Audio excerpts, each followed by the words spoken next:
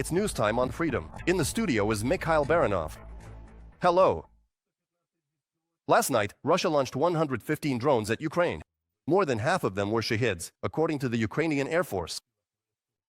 Ukrainian defenders neutralized 97 drones of various types in the north, south, east, and center of the country. The air attack was repelled by aviation, anti-aircraft and missile troops, electronic warfare and drone units, as well as mobile fire groups of Ukraine's defense forces. The Russian army used attack drones to strike Zaporizhia. According to the Regional Military Administration, preliminary reports indicate there were no casualties. The explosions partially destroyed a supermarket building, damaged more than a dozen kiosks, and shattered windows in 2 apartment buildings. Power lines were also damaged, leaving about 10,000 apartments without electricity. As of now, utility workers have already restored electricity to the homes of Zaporizhia residents. Eyewitnesses shared details of the Russian night strike on the city. I was already driving, and right in front of me there were fragments lying around, all sorts of metal pieces. I don't even know what. I realized it was a strike, tried to drive away, started to back up quickly, but it hit again right away. The airbags went off too, and the car rolled a bit further away from the impact site. I was at work. No sound, just saw a flash, then the shockwave hit, everything fell apart. Outside, everything on fire. Another drone flying in. We ran to the bomb shelter, and that's when we heard the second explosion here.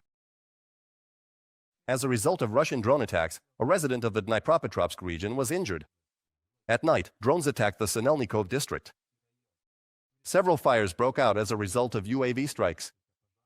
Private homes, outbuildings, garages, as well as public buildings were damaged. In addition, last night the Russians attacked Nikopol and the Pokrovsk community with FPV drones. There is damage on the territory of an industrial enterprise. Russia has once again attacked Ukraine's railway infrastructure. This time, it was in the Odessa region. According to Ukrzaliznytsia, no staff or passengers were injured. Trains were stopped at a safe distance from the impact sites. Train service has already been restored, but some trains are running with delays. There were 186 combat clashes recorded on the front today. According to the General Staff of the Armed Forces of Ukraine, Ukrainian troops repelled 4 Russian attacks in the southern Slobozansky, Kupiansk, and Pridniprovsk directions. Another 5 assaults were repelled in the Huliapol sector of the front, 6 in the Kramatorsk sector, 9 in the Siversk sector, and 10 in the northern Slobozansky and Kursk sectors. More than 20 times, the invaders tried to break through Ukrainian defenses at the Liman, Toretsk, and Novopavlivka bridgeheads. Ukrainian defenders repelled the highest number of Russian attacks, 62, in the Pokrovsk direction. Military experts note the successes of the Ukrainian armed forces in the Dobropilya area.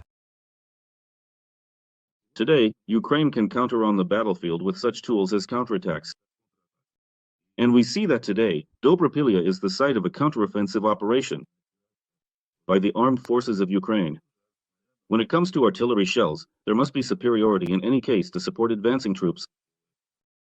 That's why this counterattack toolkit was used in the Sumy region, it was used in the Vovchansk direction, and today, as I already mentioned, it is also being used in the Dobropilya direction, and basically, in any direction, such counterattacking actions are taking place. Russia lost 970 soldiers over the past day.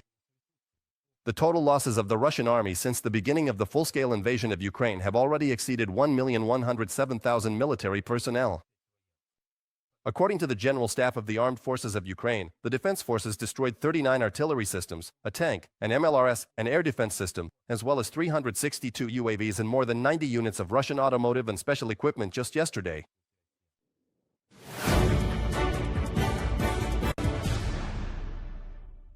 Soon, Russia's economy may no longer be able to cope with the costs of the war. This was stated by Gert Kaju, a representative of the Estonian Ministry of Defense. According to him, the agency has not seen any signs that the fighting will end soon. Kaju also added that Ukrainian strikes on oil refineries are directly impacting the Russian Federation's economic difficulties. Ukraine's tactics have improved, and the drones themselves have become technically more advanced. The amount of explosives has increased, the speed has gone up, and detectability has decreased. All of this adds up to results. In addition, the number of citizens in Russia eligible for military service is decreasing.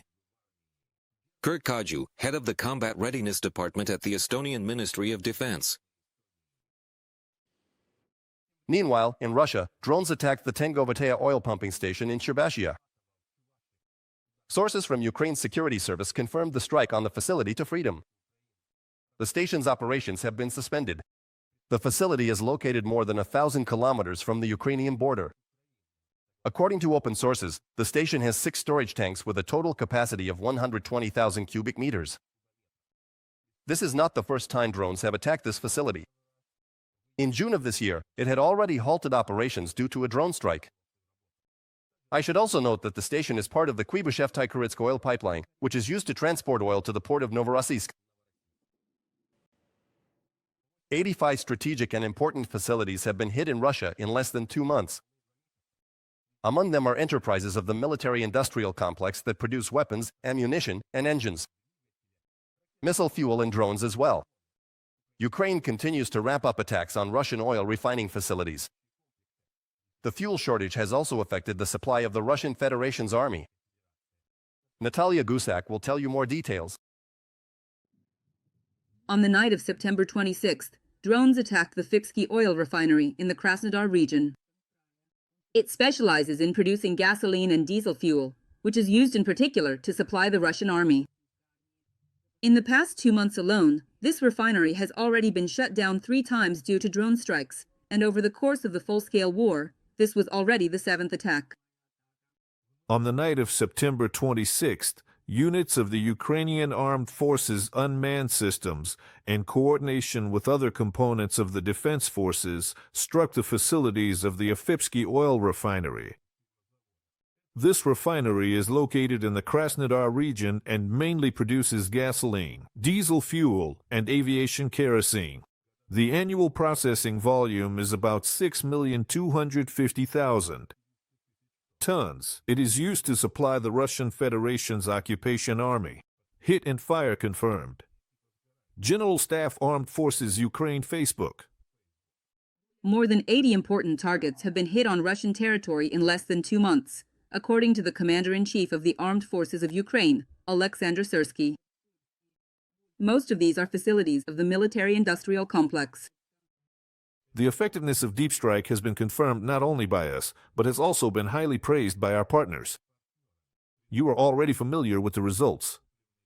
This is a fuel crisis on REF territory, which has a direct impact on the logistics and supply of its army. The capabilities of the enemy's military-industrial complex have been significantly reduced, and we can see this on the battlefield. This has forced the Russian fleet to hide at the base in Novorossiysk, only coming out for short periods to launch missile strikes, and then returning to shelter again. This has also forced the enemy to pull its tactical aviation a significant distance away from the front line, said Alexander Syrsky, Commander-in-Chief of the Armed Forces of Ukraine, while speaking with journalists. All of this is gradually depriving Russia of the ability to continue its war against Ukraine, according to Ukrainian President Volodymyr Zelensky.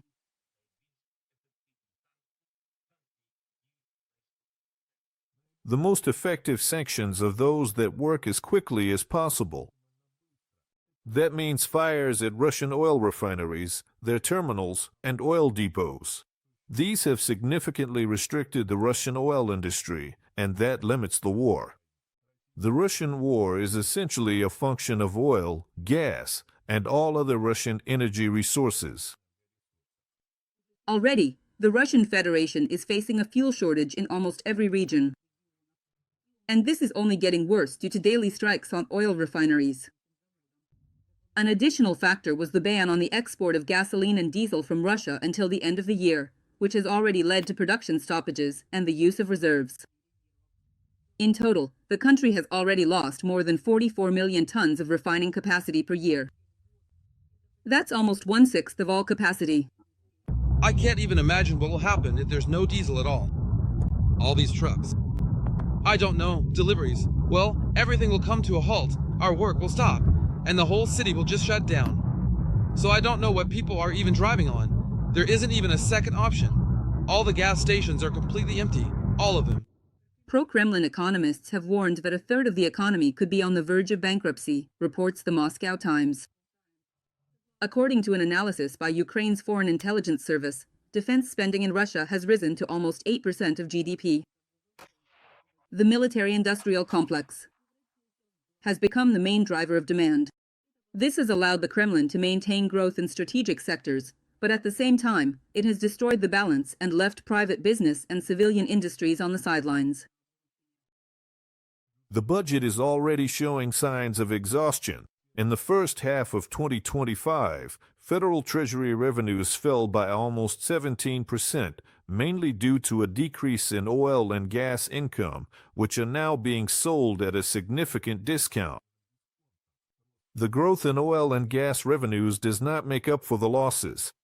The Ministry of Finance is being forced to raise taxes and introduce new fees, but this only puts more pressure on businesses. And reports from Ukraine's Foreign Intelligence Service on the agency's website. Thus, Russia has found itself trapped in its own military rent trap. The Kremlin cannot sharply reduce military spending without causing a collapse, but continuing to finance the war is becoming increasingly difficult. Natalia Huss, Vladimir Stenjlov for Freedom TV channel.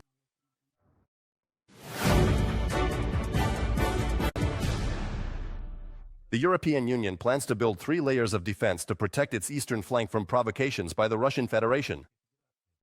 As reported by European Commissioner for Defense Andrius Kubilius, the EU will build a system that covers 3 areas: protection of land borders, airspace, and maritime boundaries. The European Commissioner added that the EU needs to quickly develop and implement effective and inexpensive means to counter drones, as well as apply Ukraine's experience in combating unmanned aerial vehicles. Comparing how Ukrainians are fighting against drone incursions with the capabilities we have, we can say quite clearly that we need to develop additional capabilities that we may currently lack. And first of all, I would mention detection capabilities, because our systems are still good at detecting fighter jets and missiles. But when drones, small drones, are flying very low, we need radars, acoustic sensors, and all the other technological equipment. Which, again, Ukraine has good experience with this. This really works most effectively. The president of Latvia also suggested fighting Russian drones using Ukraine's methods. Edgars Rinkēvičs called on NATO to turn the patrolling of Baltic airspace into an air defense mission. He made this statement in Riga at a meeting of the alliance's military committee. The Latvian leader also emphasized that the best way to protect NATO countries is deterrence, but it must be effective. According to him, increasing defense spending is a challenge for every country, but Latvia will soon be ready to allocate 5% of its GDP to defense. This is not about an Excel spreadsheet or political slogans, but about real capabilities needed by armies, navies, and air forces to counter both new and traditional threats. Russia is a long-term threat to Euro-Atlantic security and is testing Europe and NATO in every possible way. Edgars Rinkēvičs, president of Latvia, from a statement at the NATO Military Committee Conference. Provocations in the airspace of NATO countries continue unabated. In Sweden, 2 unidentified drones were spotted circling above the country's main naval base. This was reported by local media. Police responded to the scene of the incident. According to their information, the drones resembled those previously spotted over Denmark and Norway. None of the drones were shot down. Swedish law enforcement classified the incident as a violation of aviation law. Subscribe to UATV English and stay updated on the most important events, top news from Ukraine and all over the world, in-depth analysis, exclusive reports and interviews, all on hand in our channel. Join our community of viewers and stay tuned.